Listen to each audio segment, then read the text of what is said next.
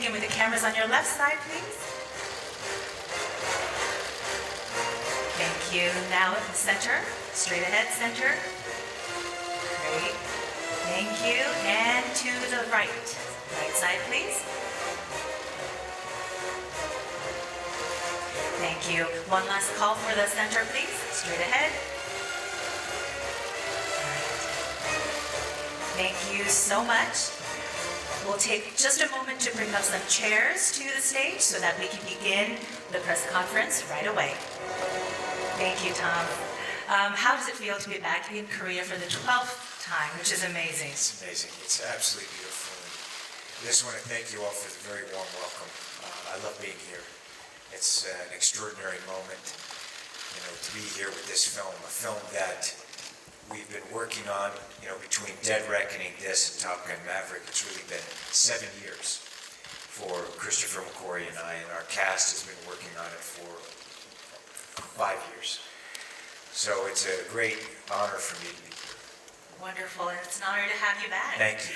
Now, you've said that you feel privileged to be able to entertain the audiences. Can you tell us a little bit about why that is? And also, how is the way you do it through the Mission movies so special to you? Just making movies is very special, period. It's been my lifelong dream. I remember being 4 years old and wanting to make movies and wanting to travel the world and make films in there. And I remember making my first movie, Taps, first starring role when I was 18 years old. And being there laying in bed and dreaming about what my life is going to be like and what I want it to be like. And I remember thinking I'm just going to dedicate everything I have to cinema and storytelling and learn as much as I can. And hopefully I'll be able to do this the rest of my life because I absolutely love it. It's not what I do, it's who I am. So I'm very grateful. There hasn't been a day that I have not felt privileged, a day that I have not felt very grateful to be able to do what I do. And thank you for allowing me to entertain you. It is an honor. Thank you. That's wonderful, and thank you for entertaining us for so many years. And now it has all led to this. So can you please share with us a little bit more in depth about what you have learned throughout your career and also how that has helped make this movie so impactful? I tell you, what I really dedicate myself to is becoming competent at everything that I do. So the first time I was on a movie set, I basically went and I didn't go to film school. Film school was me studying movies, looking at who did what, and then when I got onto a film set, I would just go to each department and I studied each department. And whether it was wardrobe, hair, makeup, camera, production design, and producing. And so I just started studying those movies, and then I was able to make another movie and I studied that. And then eventually as I started studying the studio system. And then what I do is that I'll learn a skill and then I'll apply that skill to storytelling. So if you follow my career from Taps all the way through, you can see different abilities that I've gained. I remember Legend, I did a movie, a film where I did my first underwater sequence, and then you can see my movies.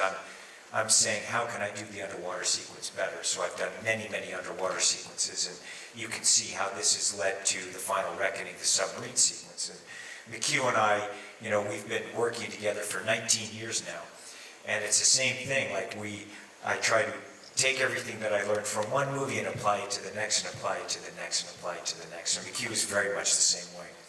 So that's what we do. We try to constantly improve our storytelling ability. You see that I learned how to fly airplanes, I fly jets, I fly airplanes, I fly helicopters, I race cars and motorcycles, all kinds. If I want to sing in a movie, I'll learn how to sing, and then I apply it to the cinema or dance.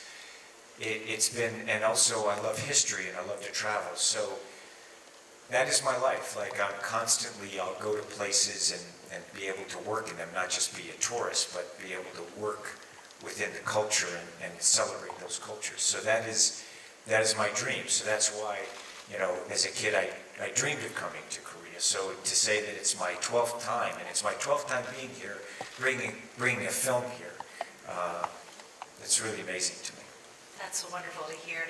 And speaking of those incredible action sequences, the series is known for its jaw-dropping stunts, but The Final Reckoning pushes that even further, where it's the biggest practical movie ever made. Yes. So our question to you is, why is it so important to you to always make something that's bigger and better?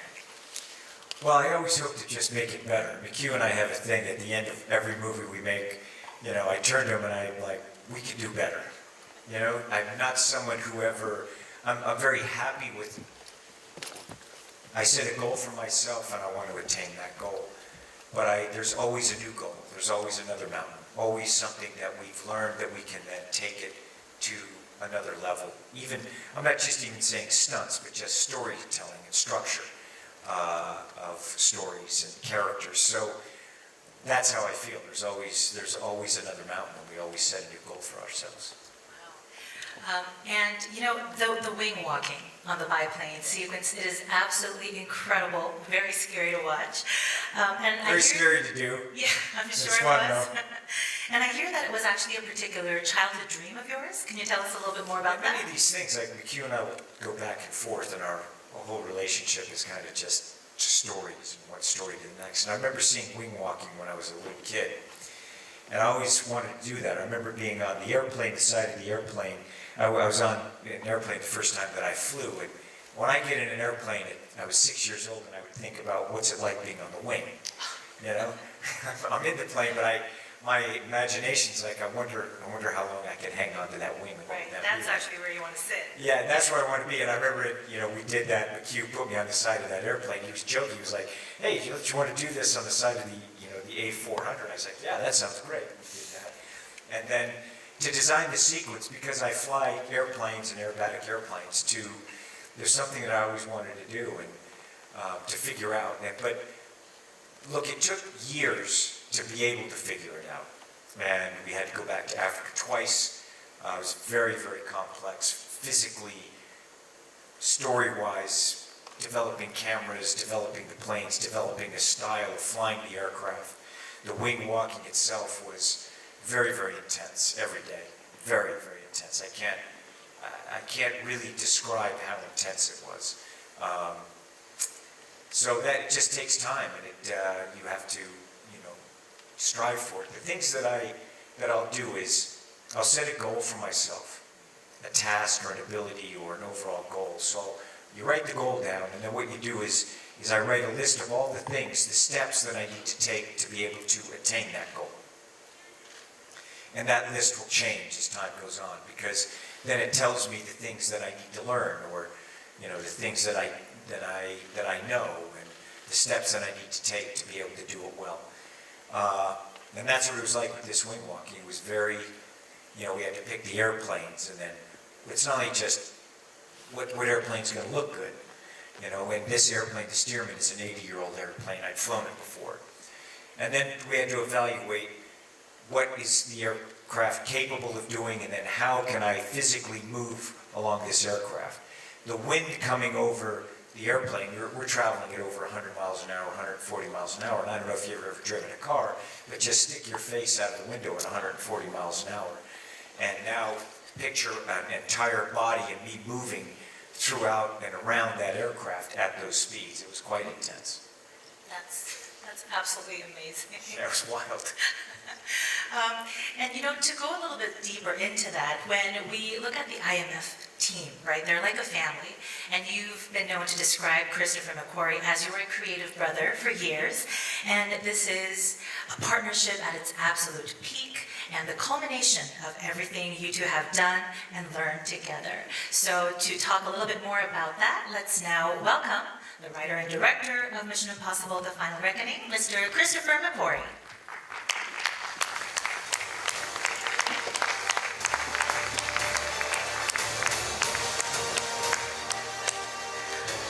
Welcome to the stage, and welcome to Korea. All right, we'll do a photo call with the two of you in the center. Let's begin with the cameras on your left side first. Thank you. Now the cameras in the center, straight ahead. Cameras in the center. Straight ahead. Make sure to get the ones in the front row as well as the back. Thank you. In the back. Great. Let's pan to the cameras on your right side now. The right side. Get more cameras. Thank you. One last pose for the center, maybe? Straight ahead, way back. Yes, we're waving there in the back. Great. All right. Thank you. That'll be it for the photo call, and we'll bring up the chair for the director. Yes, thank you so much. All right, let us take our seats and talk a little bit more about that amazing partnership as creative brothers. Welcome, Chris. Welcome to Korea and up to the stage. Thank you. Yeah, it's been my privilege to be able to know this man for 19 years. He is, an exceptional, very unique and exceptional storyteller. Not only, his ability to just really, truly write for actors. The way that we work, we don't write a script and then try to cast the actors for that role. You find the actors and you write for them. And never have I worked with anyone that has a greater ability than Christopher McQuarrie to be able to come on and understand the artist and write for them.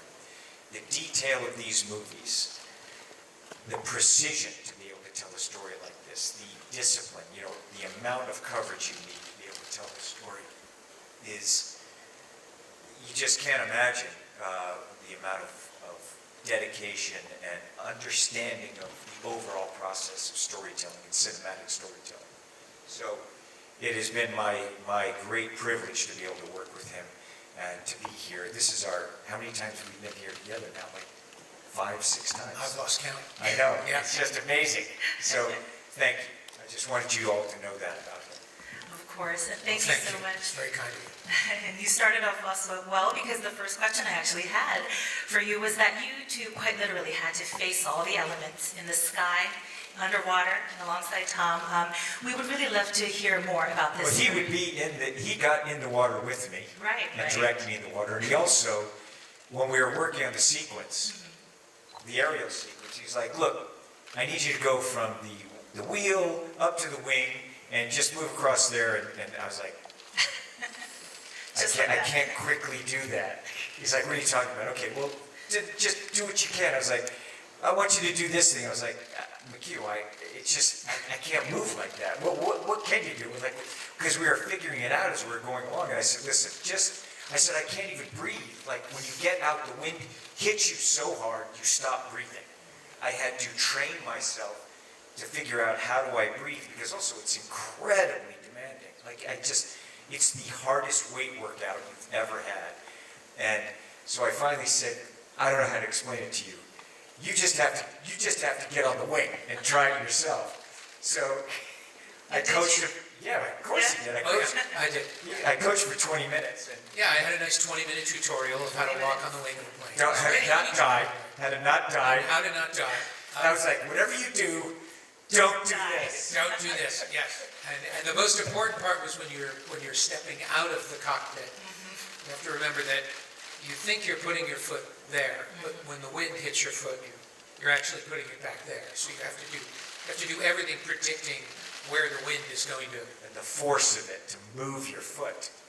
And Yeah, Did that. it's literally like stepping out into another world when you leave the cockpit. So he gets into a jet for Top Gun Maverick. He wrote it and produced it with me and Jerry Bruckheimer. And so he got in their jet. He's flown with me, and I'm his helicopter pilot. I fly him to and from set. My heli Uber.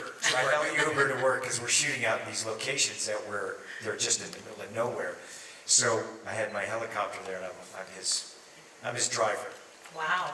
Now, after you got on the biplane yourself, did the direction or the sequence change at all after you experienced it? Oh, immediately. It changed everything. And that's what's so challenging about the aerial sequence, the submarine, even the sequences in the Arctic, that until you go there, you can't know.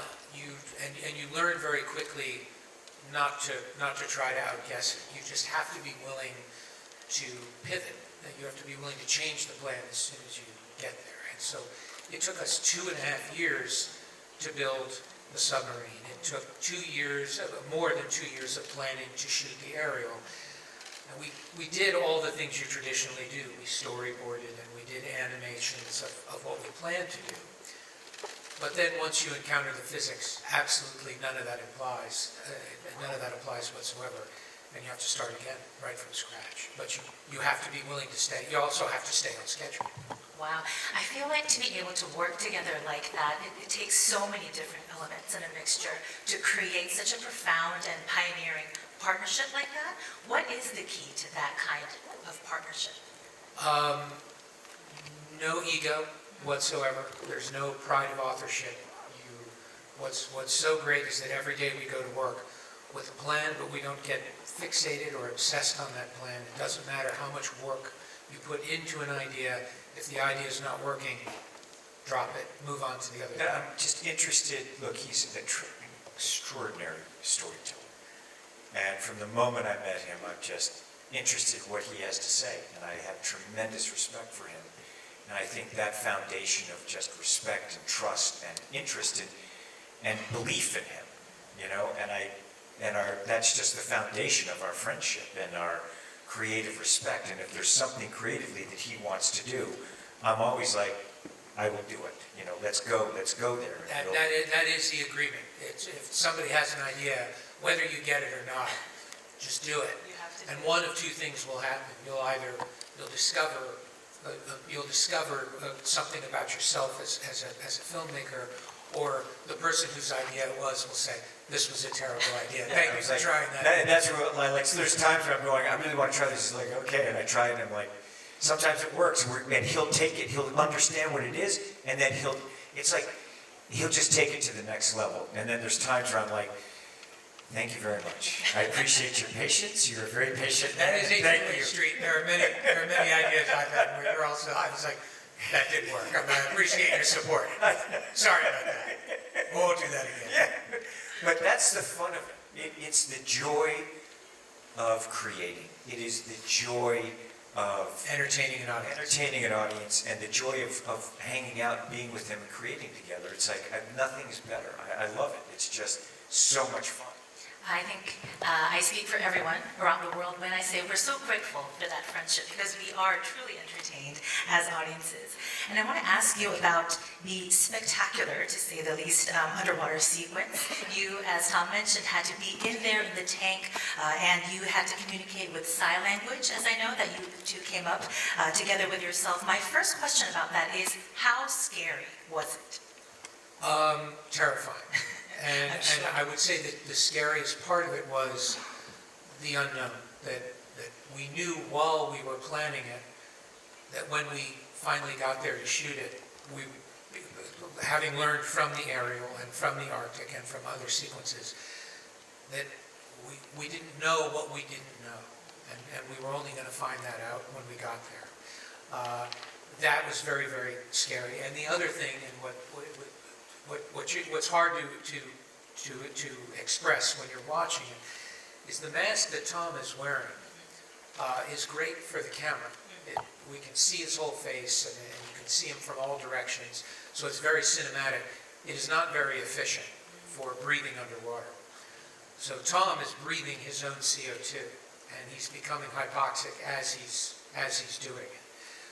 And that made this sequence very, very physically punishing for Tom. The weight of the suit, the wetness, like sometimes the suit weighed up to 125 pounds, and I'm doing pull-ups and moving through it. So when he's climbing around in the set, not underwater, there's no buoyancy. It's like he's carrying weights on his back. It's extremely physically stressful. He's breathing his own CO2, and I'm trying to get the shots as quickly as I can. I'm breathing the oxygen in, and then my air gets trapped in that mask, and I'm constantly purging it. He's directing the sequence.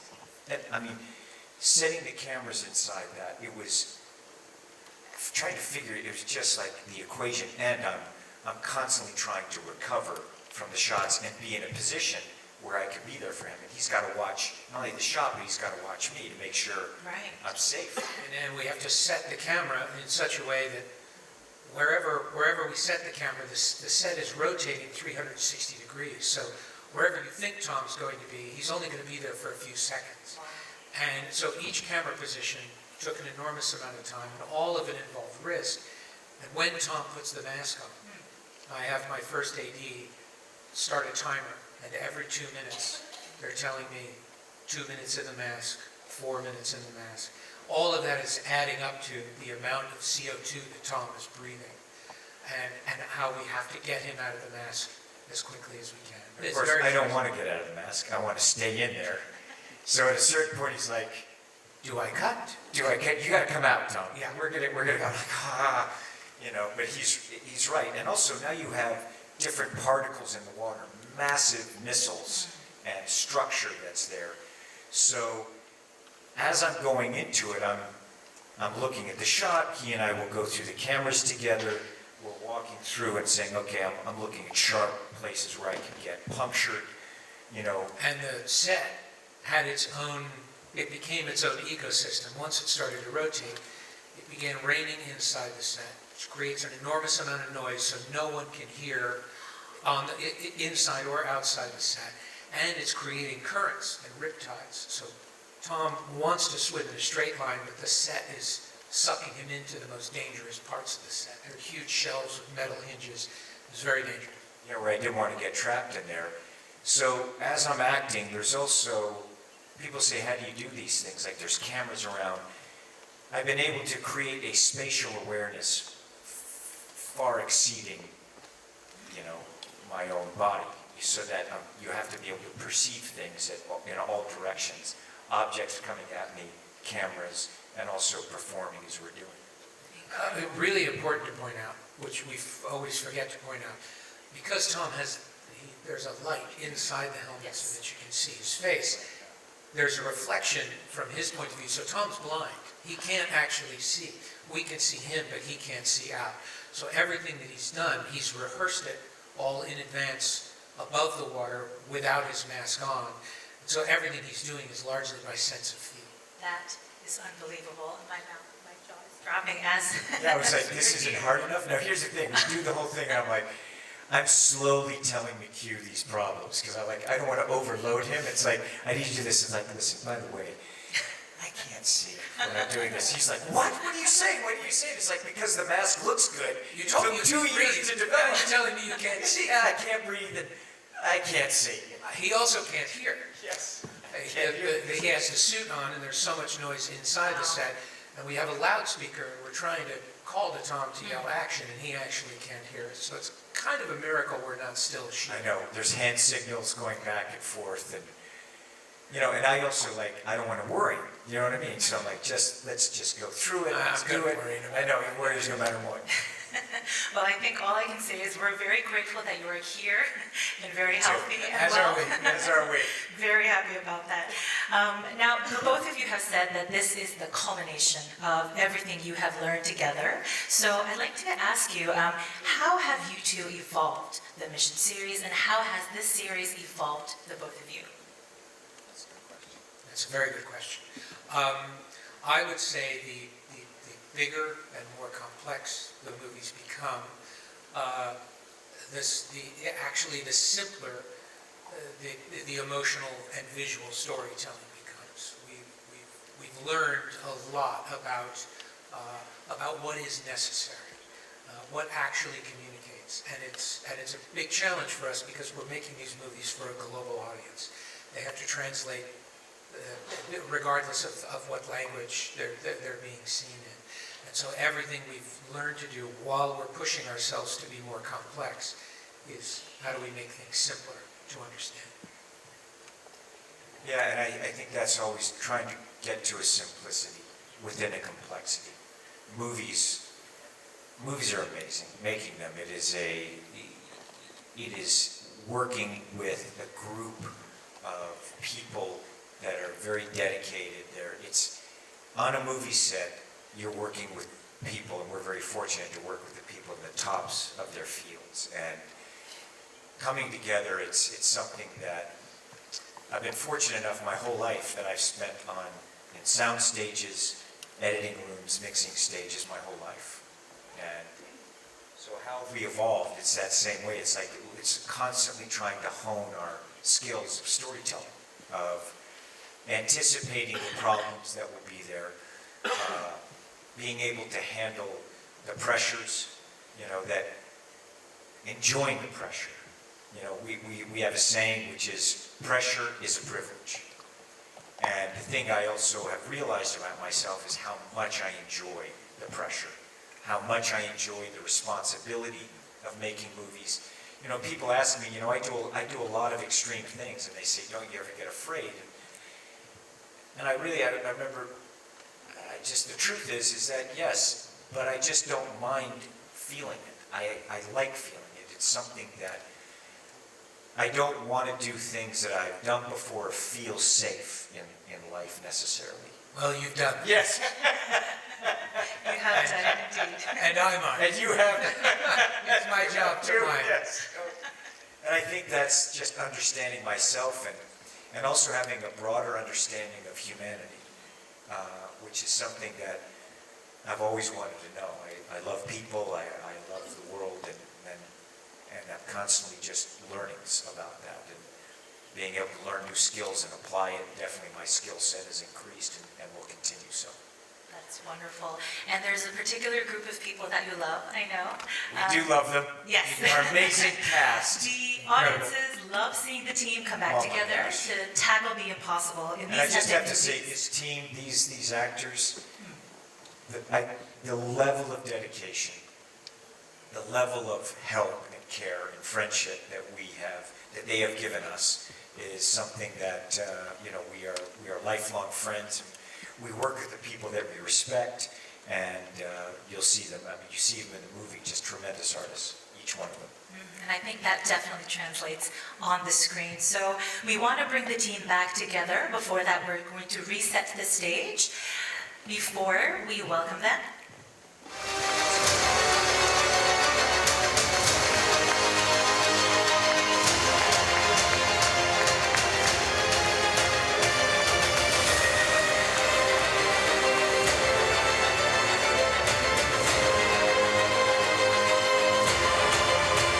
welcome everyone to the stage, as well as, of course, to Korea. Please go ahead and take your seats. Welcome. So great to see the team reunited. We do photos. All right. Oh yes, photos will come later. All right. I always so- love seeing what they're going to wear. I'm always like, they have the greatest wardrobe, these guys. They have do. such amazing style. Agreed, 100%. You all look amazing today. Yeah, they do. Thank you. I want to go Movie ahead. stars, man. Definitely. Trying to be like you, Tom. You're crushing it. All right, so there were so many international locations in this film, and I just want to ask with the whole group, any particular fun behind-the-scenes stories while you were all traveling together? For me, Svalbard was the most amazing location in the Arctic Circle. We were all living on an icebreaker, a ship, and we'd shoot during the day on the frozen sea, which was a phenomenal sight and an amazing thing to do. And then in the evening, we'd all sit together in the galley of the ship with all the snacks, and we'd just play poker and other games as well. Monograms. Bananagrams, Yeah. shithead, I don't know if I can say that. What did you say? Shithead. And Did you say that? I don't know. I think it's okay if you swear in English. Just don't swear in Korean. But it was just a sense of just real planet Earth, like somewhere that humans shouldn't be. And for us, it was so exciting, and I don't know. That's what I feel like, that camaraderie between the team just really gelled. We would actually have to watch each other's faces to make sure that the noses didn't start to Yeah, I frostbite. almost lost my nose. I know, that's Funny, right. because right before the take, I was like, oh, I was making a joke that I was losing my nose. I was like, oh, I'm picking up from the ground. That cold. And then we start the take, and everyone's like, Bob, like, we stopped the scene, and you need to get warm. I'm like, what's happening? He's like, no, you're gonna get frostbitten. So my nose was changing colors. I think it was becoming white, right? Frostnip. I mean, like, Yeah. transparent. Yeah. Yeah, there's something called frostnip, which is what happens before you get frostbite, and your skin becomes very sort of waxy and white. And as soon as that happens, you need to get a hairdryer in your face or a hand warmer on there, because if you leave it, it develops into frostbite. And it was minus 40 degrees. Oh, my. So And we didn't have a hairdryer, so all of us had to take turns rubbing palm nose like this to warm it up. I remember coming on set for the first time and seeing McHugh and realizing that his entire facial hair had frozen. So he had this huge kind of icicle kind of on his moustache and his. I look like a walrus. You He can looked say. like a walrus. It's true. I remember you doing a snow angel too, right? I have a video of you doing a snow Not angel. me.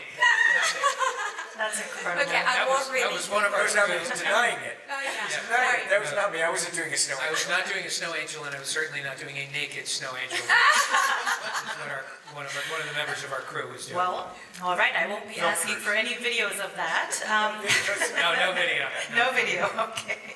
Now, Simon, actually, I wanted to ask you, you have been playing the beloved Benji for over 20 years. That is incredible. So how has it been for you to be Thank a you part very of this incredible franchise as Benji? yeah, I shot my first scene for Mission Impossible 20 years ago this year. And I had no idea when I first, walked onto that set that this film would become a part of my life for the next 20 years. And it's been such an incredible adventure. I've been all over the world filming and also promoting the movie. I've made incredible friends, and I can't overstate the significance that this film series has for me. And it means the world to me to be part of it. So I'm just delighted. To us and to me that you've been part of it. You're such a brilliant artist, and you're incredible. The character you created, I just love it. The moment I saw him in Shaun of the Dead, I was like, oh my gosh, if Simon Pegg could please come in and play this character. He just came in and he had a monologue, and we were writing it right at that day. You just crushed it. It was just amazing. That's why, and even when we were shooting it, we added more stuff. Yeah, thank you. Simon is the king of the last-minute monologue. You hand him. It's incredible. You could throw this guy like a 5-page monologue and he'll have it memorized in 2 minutes and know your lines also. You know what's amazing is that when I went to see Mission Impossible 1 in the theaters when I was 26, When you were 10. when I was 10, and I'm watching the movie, I wish I could have come back from the future and sat next to myself and say, hey, one day you're going to be in this. This guy is going to be your friend. And, the irony of that is extraordinary to me. And, things like, as you see in the trailer, that knife that you see in the first film, to see that in action, it's just, I can't even begin to describe how weird that is. It's so weird. Incredible, and we're very grateful that you did. You were Benji for 20 years because we love the Thank you. character, as you well know. Haley, I want to ask you, you all spent a lot of time not only working together, but training together. Tell us, what are some of your highlights? It was very quickly on in the training I discovered that I could learn fight sequences much quicker and easier if I had a prop. And this worked great for Grace because she is a thief. And it meant that throughout the whole of the training I got to this kind of level of fitness that was incredible and this resilience that was amazing. It just meant that we could adapt to any changes that were happening and anything that was needed on set.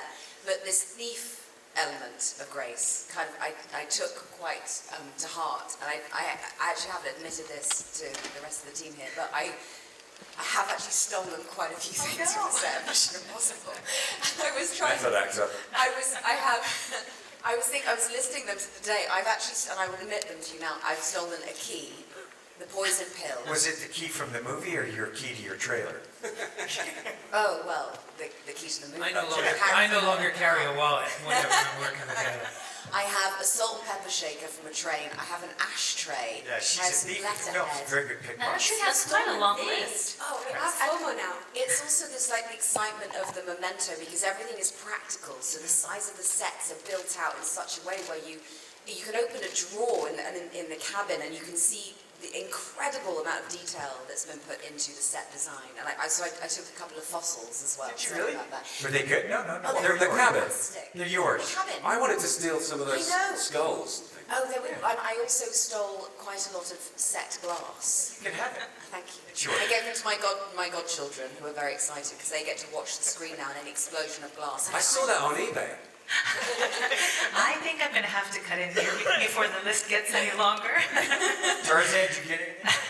Well, I was trying to steal you, but you kept running away. You got me already, Tarzan. You know. Now, Pom, I want to ask you, you love big action and you also love skydiving. So I want to ask you, motorcycles, everything, Cars. Action, right? So was that Guns. inspired by Tom by any chance? Of course, it's like contagious, you know? You're around Tom and he's so vibrant and passionate about all these things. I saw him, you know, in the previous movie do the jumps with the motorcycle. I was like, I want to do that. He looks so happy. I want to try. So I kept asking, you know, like, you know, can I skydive with you guys? You know, with Tom and the stunt team. And Tom was like, no, you need to get your license. So when I wrapped the movie, he gifted me the license to learn how to skydive. And yeah, and we even jumped I flew together. out with you the day that you got your license. Yes. How many So jumps have fun. you done In now? the A license is 25 jumps, and he came the last day. We did 9 jumps together, a high altitude jump, and it was amazing. And then you So flew fun. your own plane back home. You know, totally normal thing to do. Yeah, and then since then I've done 233 jumps as of today. Amazing. I mean, she's that is a amazing. brilliant skydiver, too. I mean, so elegant. And Just also, a natural. I have to add something.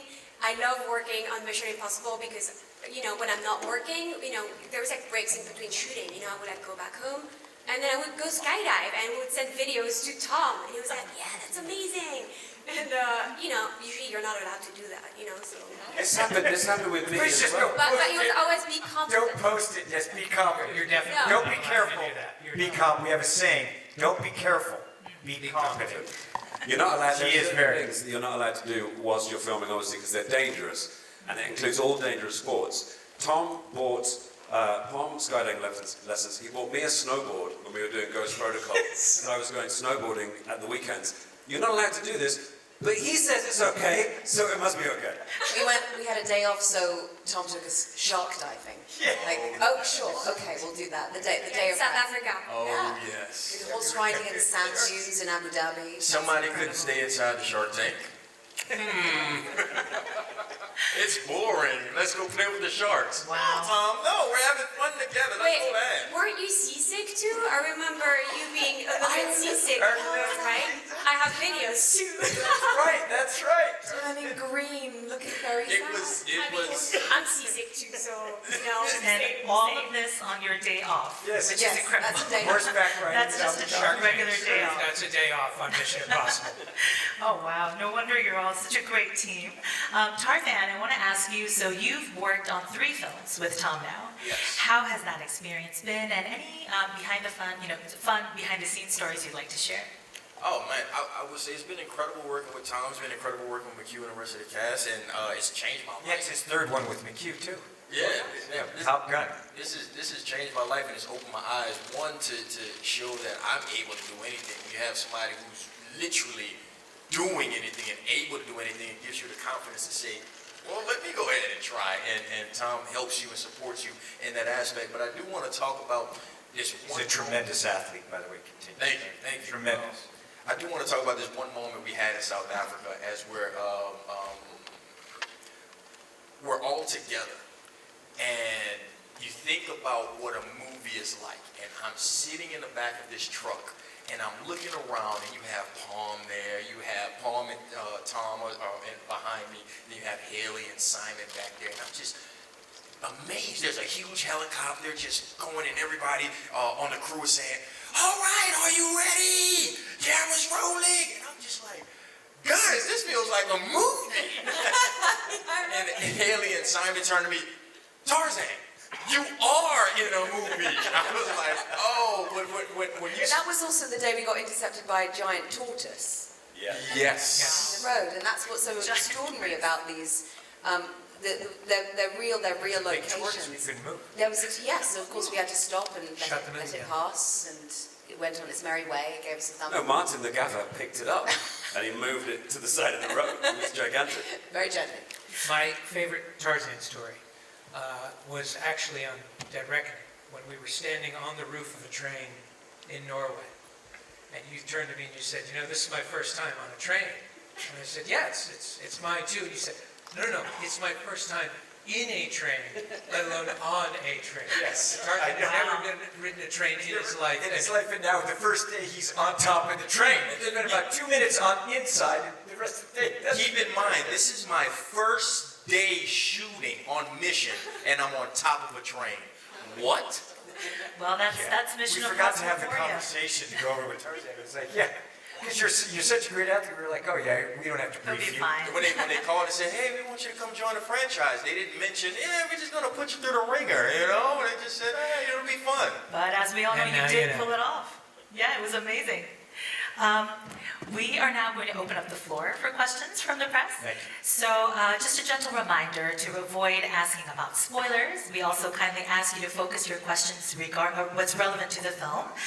Please also ask your questions in Korean for the translation flow. And lastly, we ask that you ask one question per outlet so we give everybody we can hear from as many as possible. All right, so without further ado, please go ahead and raise your hand if you have any questions, and we'll have our staff bring the mic to you. I think I see a hand on the right side. Yes. 네, 안녕하세요. 저 헤러드팝 이미지 기자입니다. 톰크루즈 배우분께 질문 드리겠는데 Who's talking? I'm stuck, but I can't see. Right there on the right, slightly below. Oh, hello. Yes. How are you? 이번 시리즈가 이제 시리즈 마지막이라는 추측이 제기되면서 좀 아쉬워하는 팬들이 많은데 이번 시리즈가 정말 마지막인 건지 아니면 계속될 가능성이 있는 건지 궁금하고요. 그리고 8편에서 이제 그간의 좀 모든 시리즈가 하나로 모아져 정리되는 느낌이었는데 자신의 이제 영화 인생에서 미션 임파서블 시리즈는 좀 어떤 의미인지 듣고 싶습니다. Thank you for the opportunity. My question is for you, Tom. So there are rumors that this will be the very last installment of the Mission Impossible franchise. So is that true, or do we have a chance of seeing more of Ethan Hunt? And the second part is, when I was watching the film, it felt like everything was sort of coming together to closure for the film. What does this film mean to you personally? This film is basically, I want the audience to enjoy the film, so the audience has to go see that. It is a culmination of the last 30 years of the franchise. So that's what this is, and I don't want to give anything away for audiences. But I love making movies, and it's my great pleasure to be able to make them and to entertain an audience. That's what it means to me. I love it. I love making movies. Thank you. We'll take the I next love question. making these films. It shows. It definitely shows. We'll take the You guys next do too. question. I see a hand. Yes. Right. On the left. 네, 연합뉴스 박원희 기자입니다. 먼저 감독님께 질문 드리겠습니다. I think perhaps, I see now. Hello. Can you see? Hello. How Okay, are you? yes. Thank you. 감독님께 질문 드리겠습니다. 그 미션 임파서블 시리즈를 가장 많이 연출한 감독님이신데 다른 작품들과 본인의 다른 작품들과 비교했을 때 이제 어떤 차별점을 이번 작품에서 뒀는지 어떤 주안점을 뒀는지 궁금하고요. 다른 배우님들께도 질문 드리겠는데요. 톰크루즈 외에 이번 작품이 좀 어떤 의미인지 본인에게, 특히 사이먼 페그는 오랫동안 같이 한 걸로 알고 있는데 이번 작품이 어떤 의미인지 말씀 부탁드립니다. My first question goes to the director, Chris. So you are the director that has directed the most number of Mission Impossible movies. What are some of the areas of focus that you wanted to bring to this particular film, and also what differentiates the Final Reckoning from the previous ones that you directed? Second part is to the rest of the cast. What does the Mission Impossible films mean to you? In particular, I'd love to hear from Simon, because you've been with the franchise for such a long time. For me, it's always about character and emotion and story. Obviously, these are action films, and we're always pushing ourselves to bring bigger and more unique action. But none of that really matters if you don't care about the story and the characters. And I think what differentiates this from the last one, they're all different. The mission is a living, breathing thing.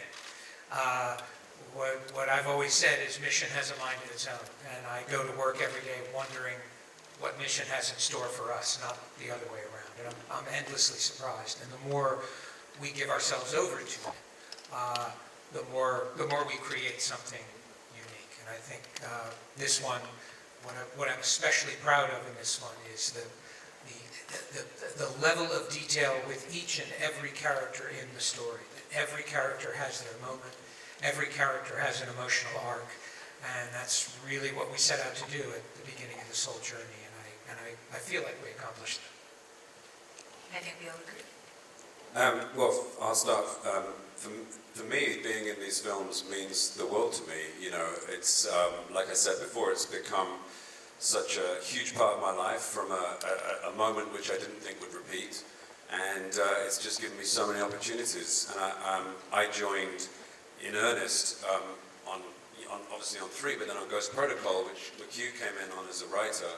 So we've been working together since then, and Tom and I since 3, and I love how, from the very first day, McHugh has grown Benji at a very, very intelligent and sort of measured rate, so that he never, ever did anything that was out of character, and yet he changed dramatically as each film goes on. So he's not the person you met in Mission Impossible 3 now. He's far more capable, he's far more experienced, and McHugh never let that character do too much too soon. And I love you for that. I thank you for creating such a wonderful character for me. Oh, thank you, my friend. You're welcome. I would love to take all the credit for that, but that's really just, again, every character that you're seeing in these movies is an extension of the actor playing them, and that's just, you give so much, you bring so much. I wasn't kidding about the last-minute monologue. It's amazing where on those days where it's just like, God, I've got to explain all of this stuff so quickly. Simon will do it. Simon will take it. But what's really important about these movies, because it's all exposition, it's all explaining what the next thing's going to be, the way you manage to make it emotional, and the way you manage to always imbue everything with emotion. And you're very underrated as an extraordinary dramatic actor. And that's one of the things I love particularly about this movie is the dramatic sequences that you have. It really is something to watch Simon in this movie. It's very moving to watch it. How every day we would be in the editing room looking at everybody on the stage, and Eddie Hamilton and I and Tom, we'd all be in the editing room going, God, he's so great. God, she's so amazing. Just look at what she's doing. With nothing, just tiny little expressions. And it's we spend all the time afterwards just talking about it. We were there just 2 hours ago talking about you guys, talking about him, and I don't want to give it away to you. Things, but it's just such a pleasure to see such talented people just crushing it. It's just, it really is, that's what we live for. That's beautiful to hear, and I think that's definitely what Like all each of us... one of them has such great, tremendous charisma, tremendous ability, and very unique talents, each and every one of them. That's why I like looking at the photos of all of you all together. I just want you to know that. Completely agree, and I think that's exactly what the audiences are going to be saying when we watch the movie in theaters. We'll take the next question over here. Yes. 안녕하세요. 저 ETBC의 강나연 기자라고 합니다. 저는 톰크루즈 배우께 질문 드리고 싶은데요. 지금 미션 임파서블 시리즈와 함께한 지 30년이 됐고 그 사이에 배우도 이제 30대에서 60대가 됐는데 배우로서 나이가 든다는 것이 준 어떤 새로운 매력이나 장점이 있다면 뭐라고 꼽으실 수 있는지 궁금합니다. My question goes to you, Tom. You've been with the Mission Impossible series for over 30 years, and you were a man in your 30s, and now you're in your 60s. And I want to ask you, as an actor, what does aging and having more years to your name, what kind of new charms, learning, or new insight does that bring to you as a performer? Wait, you're in your 60s? What? It's a rumor. No, he ages backwards. What are you talking What about? is an age anyway? I know Mission Impossible was the very first film that I ever produced, and as I said, I just try to constantly take whatever I learned and put it in the next one. And so, and still every single day I'm learning. Every single day, I'm learning something and setting new goals, and it just gets even more exciting. And that's what I have to say. It's just, you look at the things that we're doing now is even more challenging and more extreme, and we're pushing even harder. So it's those kinds of things, when I look at all the skills that I have attained, and I'm constantly trying to improve those skills and just apply it to storytelling, and it's really, you know, an exceptional privilege to be able to do this. So I think it just makes everything get better and better. Next question. Yes. 안녕하세요. 국민일보 임세정 기자입니다. 어제 영화 잘 봤습니다. 근데 어제 영화를 보면서 사실 톰 크루즈가 살아서 한국에 오고 이렇게 만난다는 걸 알고 있으면서도 혹시 이산 헌트가 잘못되는 건 아닌가 되게 긴장을 하면서 봤는데요. 이번 영화에서 진짜 산전, 수전, 공중전 다 있었는데 촬영하면서 솔직히 이러다가 정말 잘못될 수 있겠다 아찔했던 순간이 있었는지 그 정도는 아니더라도 가장 고생을 많이 한 장면은 어떤 것이었는지 궁금하고요. 그 두 번째로는 아까 계속해서 목표를 세우고 그걸 달성해 나가는 걸 중요하게 여긴다고 하셨는데 사실 팬들의 용어는 이런 위험한 도전들을 하면서 아무 사고 없이 오래 사는 거라고 이제 농담 같은 진담을 얘기하는데요. 지금 시점에서 톰 크루즈의 목표는 무엇인지, 그러니까 뭐 자신의 인생에서도 좋고 아니면 커리어 면에서도 좋고 좀 목표를 말씀해 주시면 좋을 것 같습니다. My question is for you, Tom. So I really enjoyed watching the film yesterday, and while I was watching it, even though I knew that Tom was going to be here in Korea, that you made it out of everything alive and well, I couldn't help but get extremely tense, worrying about what's going to happen to Ethan Hunt. You have done, you fight in all Thank you different very much. elements, in the air, in water, everywhere. Were there particular moments or a particular sequence where even you thought to yourself, I might not make it this time? Or if it isn't to that degree, you were really, really scared. Second part of my question is, you talked about setting a goal and you like to list the things that you want to get to it and achieve that. And the fans, all they want for you is just to see you without any accidents, live a long and happy life. What are your personal goals now, whether it's in your personal life or in your career? First of all, I enjoy the challenges and the pressure of doing what I do. I do it in my personal life, and then I apply it also to storytelling. And listen, there are many times when we're trying to figure the story out. We're trying to figure the sequences out. It's not like it's on a paper and then we can go out and do it. It is exploring the unknown, and creating something is, it is that, where are we going from here? And so those moments, I enjoy the pressures of that. I enjoy those moments of sometimes we don't have the answers. You wake up in the morning and I don't know what's going to happen that day. When we get into the aerial sequence, every day in Africa we get up and it took a lot of ability to confront it. The sequence was more difficult than I thought it would be.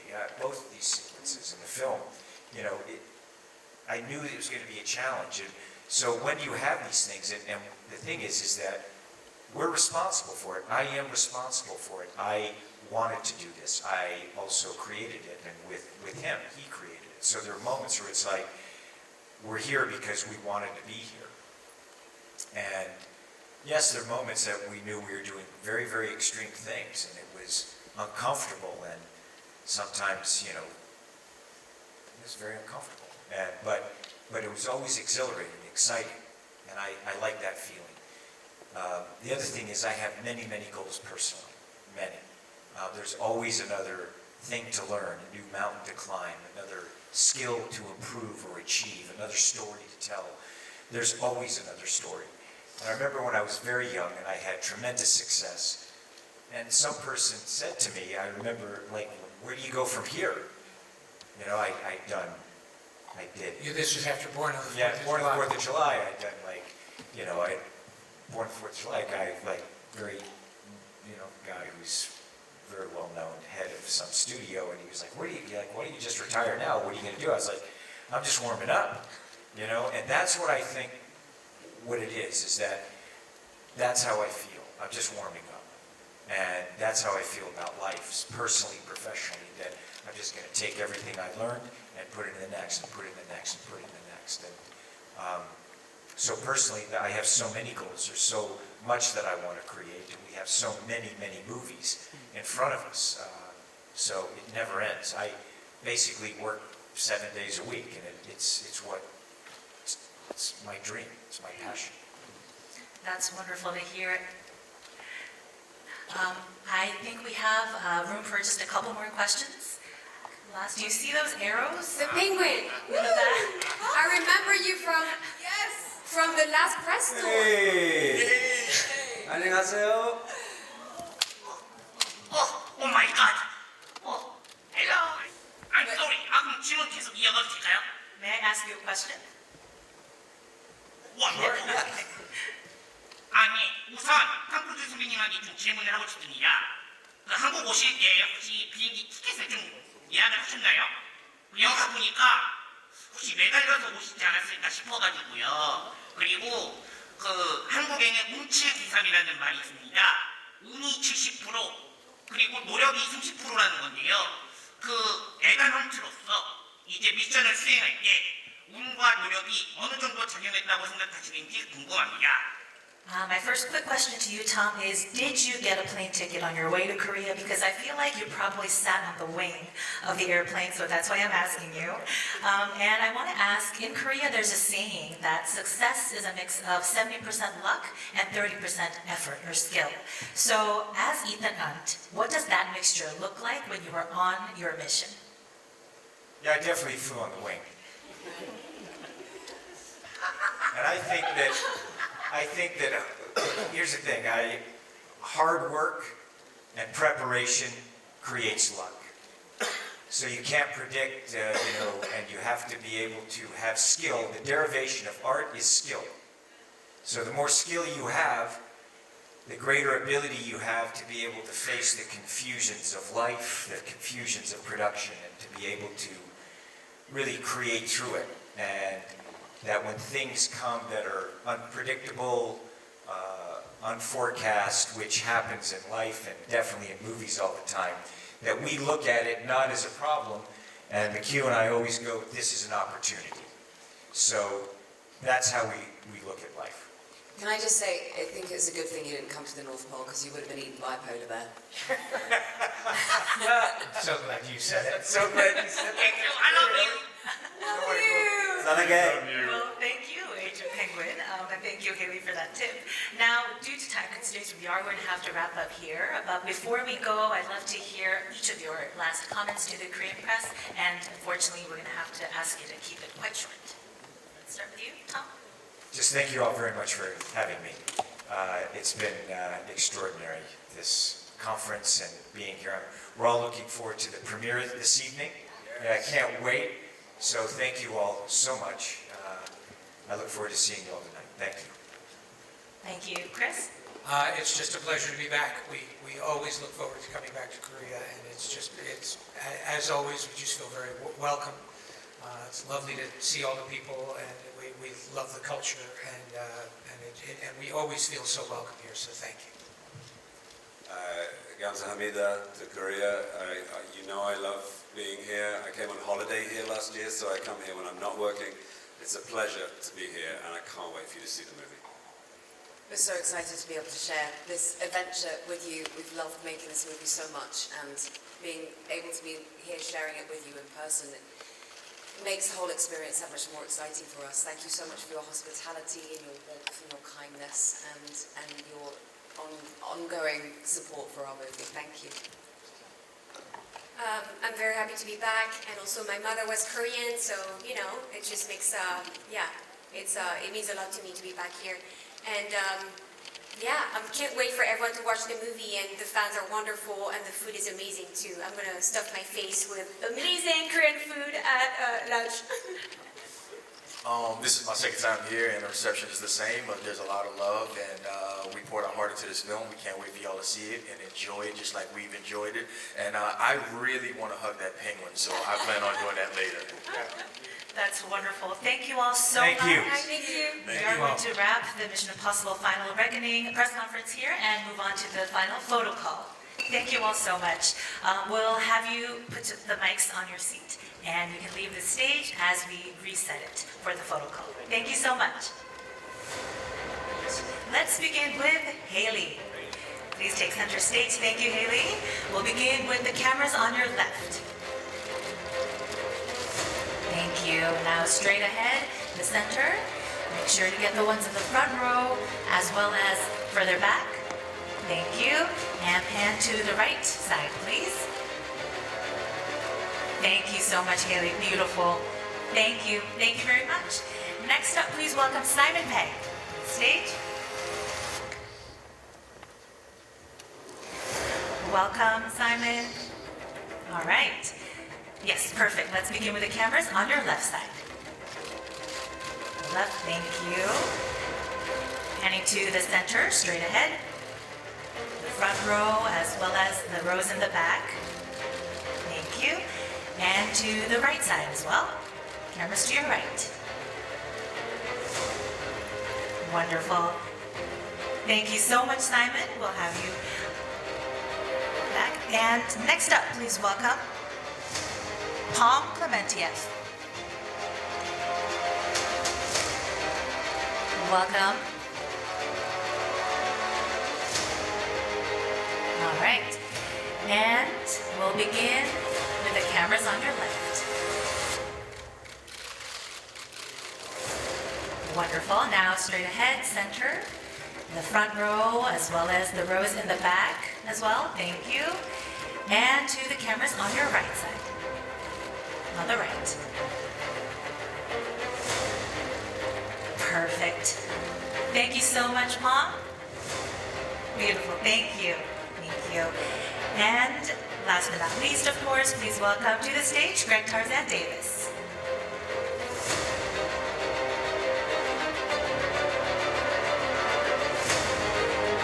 All right, thank you. Right there on center stage. Perfect. Let's begin with the cameras on your left side. On the left. Great. Now center straight ahead. Thank you. Please get the cameras on the front row as well as those in the back. And panning to the cameras on your right side as well. Thank you. Now we will do the final photo call for the group. We'll have the whole group join us on stage. Yes, welcome back, Tom, and we'll have the entire group join us for the final group photo on stage. Welcome back.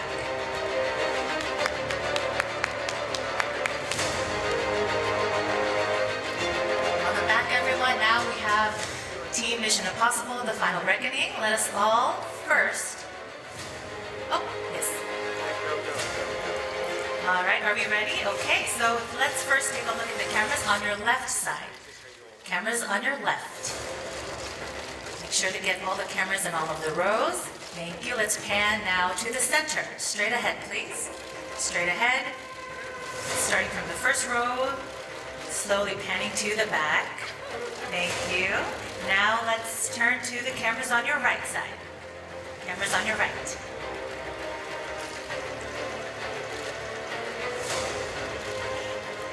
Thank you. All right, I think that is now a wrap. So thank you all very much for joining us today, and everyone please give them a big round of applause. Thank you. Thank you, everyone. Thank you.